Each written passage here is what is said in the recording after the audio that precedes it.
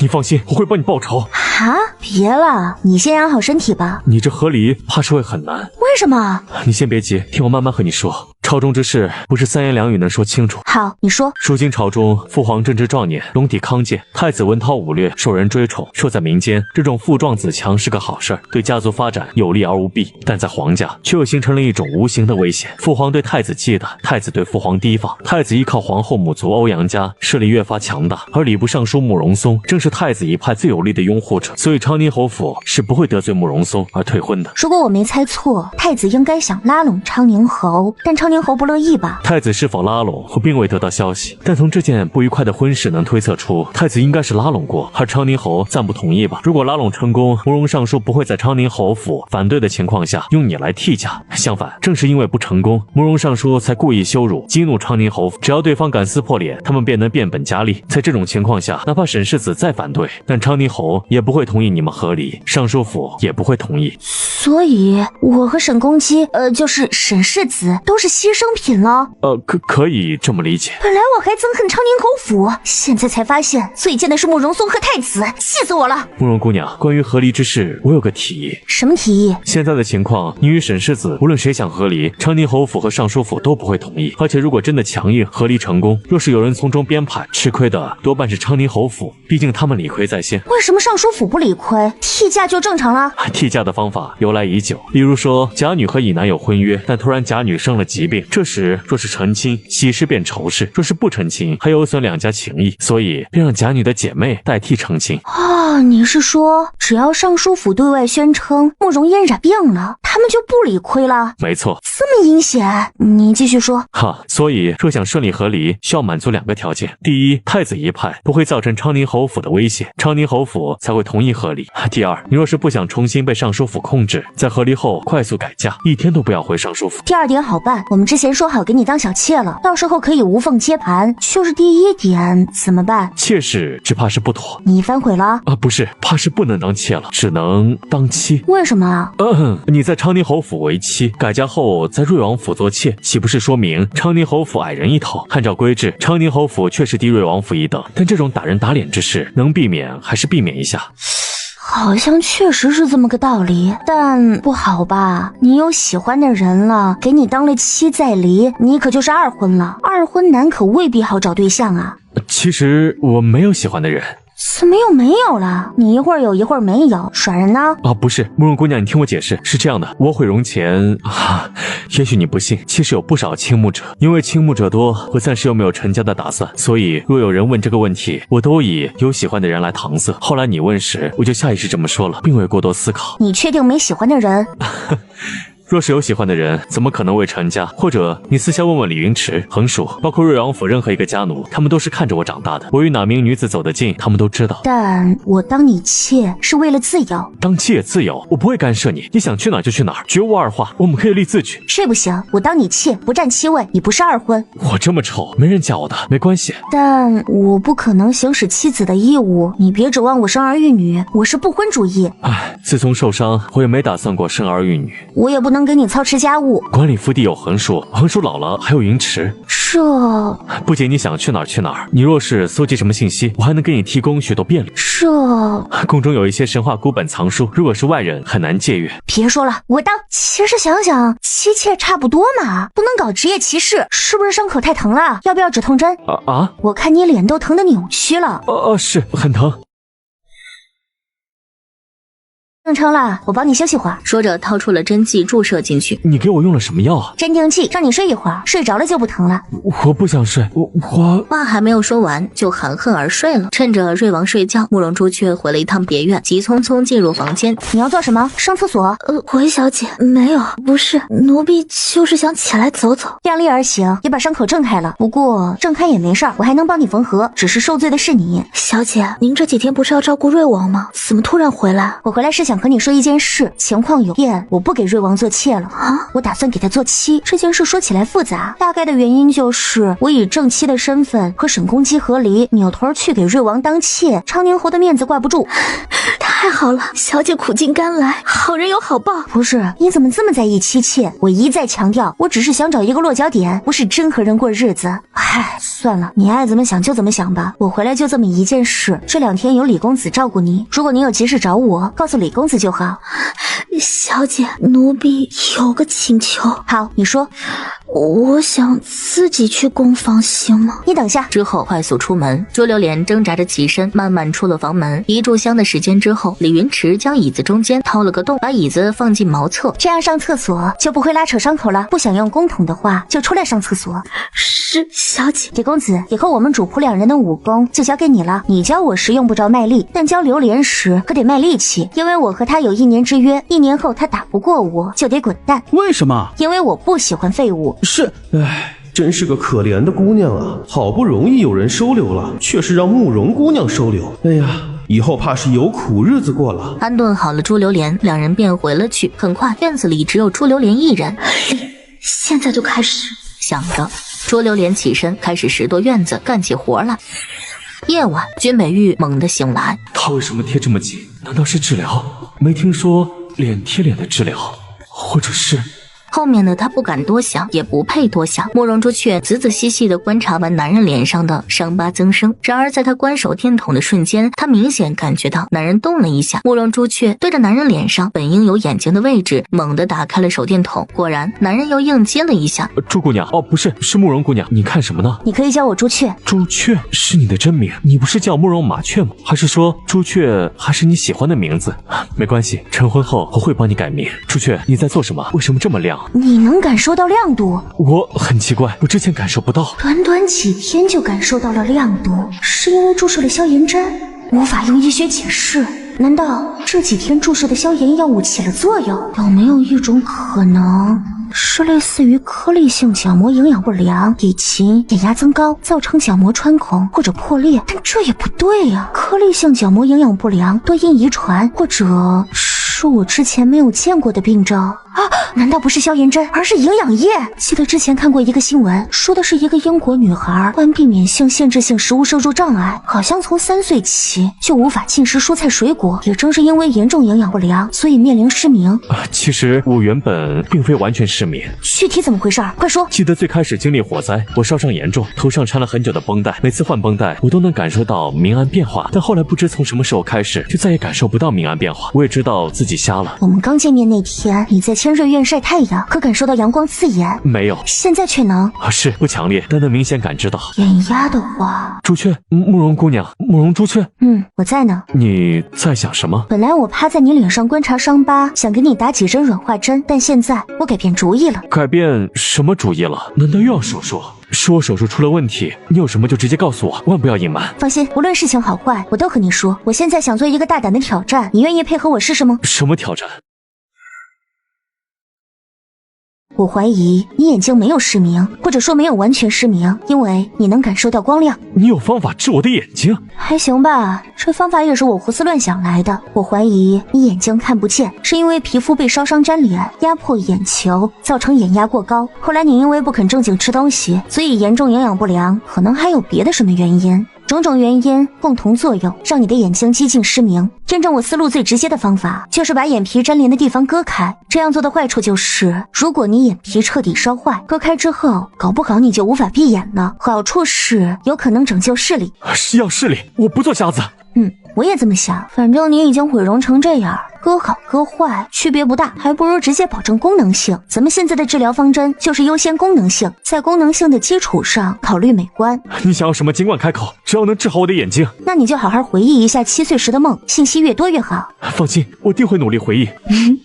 就这么说定了，我要开始用银针试探粘连部位，无论一会儿有什么感觉，你都要告诉我，但绝对不能动，否则捅坏你的眼球，短时间我可治不了。好，你疼得告诉我，别硬撑，我不是怕你疼，我是根据你的感觉判断是粘连还是皮肤。你要是什么都不说，我还试探个屁，直接瞎割了。是。这里疼吗？不疼。这里不疼，这里呢？好像有那么一点疼。我要开始了哦，还是老规矩，疼的话可以说，可以喊，但不能动。为了精确，我就不给你敷麻药了。好，不用麻药。奇迹出现了，随着年莲的一点点割开，男人的眼球也逐渐露了出来。成功了吗？看样子是的，我们俩都别激动，手术还没完呢。好，半个时辰过后，慕容医生真的是艺术精湛，妙手回春，竟然割得这么精准，一点误伤都没有，血也没有出多少，太赞了！是啊，是啊。你倒是风趣。把你眼睛简单包扎一下，我也去休息休息胳膊，胳膊上的肌肉都僵了。1个小时后回来，正式检查你眼球。好。当慕容朱雀走出房门时，已经是深夜。慕容姑娘，王爷的情况怎么样了？一切顺利。榴莲那边呢？晚膳送去了吗？您放心吧，榴莲姑娘的晚膳已经送过去了，您和王爷的晚膳还在厨房里温着。刚刚我在门外问了许多遍，您并未回，所以也没敢贸然进去。哦，对，你刚刚确实问了，我正忙着，无暇分心，所以就没有搭理你。忙着？进去瞧瞧吧。10日过去，时间仿佛静止。追王的腿已经打了石膏固定，视力也几乎恢复到了正常水平。朱榴莲的伤口已经恢复了大半，到底是年轻，及恢复速度远超慕容朱雀的预估。瑞王坐在屋檐的躺椅上，看着院子里正在习武的3人，他的视线就忍不住粘在某女子的身上。他贪恋地看着女子，他从前见过许多美女，但没有一个人能美过她。收！两人也顺势收工。小姐累不累啊？小姐擦擦汗。小姐口渴吗？奴婢给您去拿水。不是，你这样搞得好像只有我自己练武一样。我累，难道你不累？小姐金枝玉叶，奴婢从小干粗活，习惯了。很遗憾的告诉你，我也不是金枝玉叶，我从小也是跟着下人干粗活儿。云池，是王爷。派人调查朱雀长大的别院，所有欺负过朱雀的下人，剩下的你知道怎么做。是王爷。一会儿我们要不要切磋一下？这不好吧？奴婢力气比较大。拜托，我力气也不小，你以为我身上肌肉是白长的？哇，小姐好厉害，小姐威武！你这马屁拍的也太明显了吧？啊！追王看着主仆2人，轻轻笑着，一片岁月静好。比力气还不简单，我们掰手腕吧。掰手腕？对，我们就在石桌上比。是，小姐，小姐您请坐。难怪世人追求权势，这种被人伺候的感觉果然很爽啊。两人较量了一会儿，终于分出输赢。慕容朱雀赢了。慕容朱雀总觉得哪里不对劲。朱榴莲小心翼翼地看向屋檐下坐在轮椅上面的鬼面瑞王，见瑞王对他投来满意的目光，这才暗暗地松了口气。却在这时，李云池刚办完王爷的交代回来了。云池，你和朱榴莲掰个手腕试试。啊，掰手腕？好好的，掰什么手腕呢？还是和一名姑娘？朱榴莲，如果你赢了，本王赏你500两银子。王爷，你为什么让他和李云池掰手腕？李云池好歹是个男的吧？王爷，您是让属下和榴莲姑娘掰手腕？是榴莲姑娘吗？没错，是。之后，令人震惊的事出现了，两人竟然不分伯仲。闹了半天，这小姑娘刚刚和我掰手腕，是没用全力呀。天哪，朱榴莲这瘦弱的姑娘怎么有这么大的力气啊？王爷，您让不让属下赢啊？你想赢便赢，想输便输，反正谁赢都赏500两。朱榴莲更用力了，还真没看出来啊，这个朱榴莲还是个财迷。他见女子憋红了脸，想到对方身上的伤，最后一松劲儿，就这么输了。朱姑娘天生神力，云池输了。给银子吧。是。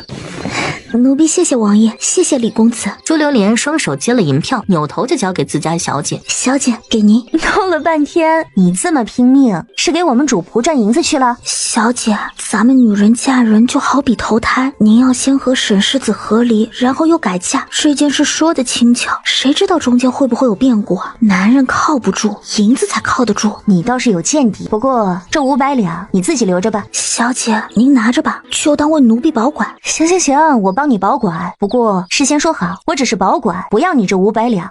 是，小姐。刚刚我就觉得奇怪，闹了半天和我掰手腕，竟是故意让着我。小姐，您别生奴婢的气，奴婢不是故意骗您，是王爷他刚刚用眼神下的命令，不让奴婢赢你。王爷，您为何突然让属下和榴莲姑娘掰手腕呢？省得他们2人切磋武伤。哦，王爷恕罪，但属下认为，即便是榴莲姑娘力气再大，也未必能够赢得了慕容姑娘，因为慕容姑娘无论是从技巧还是敏锐度，都比榴莲姑娘要好了不知道多少。你都说未必，如果真不小心误伤呢？是，王爷说的是，那慕容姑娘生猛得很，在大门外面就开始冷嘲热讽沈世子，这要切磋起来，朱榴莲就只有挨揍的份儿好吗？王爷，10日后，皇后要在后宫办一场宴请文武百官以及家眷的皇家晚宴，属下认为极有可能昌宁侯府会接慕容姑娘回京。本王知道了，一会儿你传消息回京，就是未来一段时间主要搜集昌宁侯的消息，尤其是昌宁侯和太子一派之间的关系。是。真是郁闷，难道还要去乱葬岗蹲一个尸体回来？但我有那个好运，连捡2个因为外伤性命垂危的人。如果有很多打架受伤的人该多好，简单粗暴的外伤。这种冷兵器时代最不缺的就是外伤，直接找个战场不就行了？哎呀，我真是个天才，这么好的办法都能想到。回头我得问问瑞王，帮我安排一个战场，升级空间。翌日，惊讶地发现女子脸上写满了舍不得。舍不得什么？就这么几根儿，用完就没了。慕容姑娘，今日打算做什么治疗？软化你脸上疤痕增生的伤疤。伤疤？我的脸还能治？能稍微挽救一下，起码看起来不那么可怕。你的脸看起来吓人，实际上不算特别严重，只是疤痕比较多而已。我之前见过烧伤特别重的，整张脸的皮肤都没了，只有一些类似黏膜组织的东西。我扶你躺下去，然后打针。好，这几天软化伤疤，过几天扩张你残留的一些皮肤，然后视情况能做手术便把伤疤切除。在脸上做手术？没错，你怕吗？我都伤成这样，还有什么可怕的？很快，脸上所有伤疤都注射完毕。王爷，我有特别严肃的事要问你。你说。我们西凉国哪里有战场吗？越激烈越好，受伤的人越多越好。战场？你用这个做什么？想去救人。石白和你说了吧，我的医术还需要升级，而升级需要治病救人。我擅长外科手术和包扎，所以想找个战场当军医，大量救人，升级医术。战场比较危险，富贵险中求嘛。如果不去战场，去哪儿搞那么多病人？就靠在京城3、5天碰见一个病人，想升级，真心黄花菜都凉了。你如果想恢复容貌，需要的仪器真不是就1、2个榴莲那样的病人能达成。其实现在这样我已经很满足了，容貌是否恢复不重要。就算你不恢复容貌，我也得升级，这叫职业追求。我就问你，哪里有战场，你能不能把我搞进去当军医？我不勉强你，你如果帮不上忙，我就去找别人。不是能帮，我只是担心。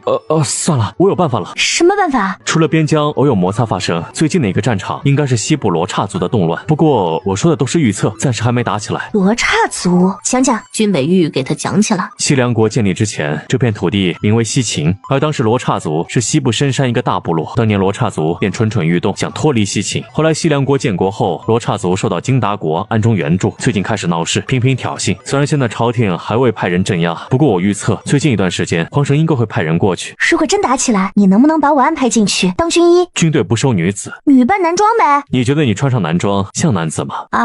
这确实有点侮辱别人智商的嫌疑，但我装不了男人，装男童总可以了吧？到时候我把脸擦黑一点，装一个还没有变声期的小少年。倒是个办法，我可以安排一个军医同行，你来装军医的弟子，有军医照应，你也不至于露馅。不愧是瑞王，还是你的办法好。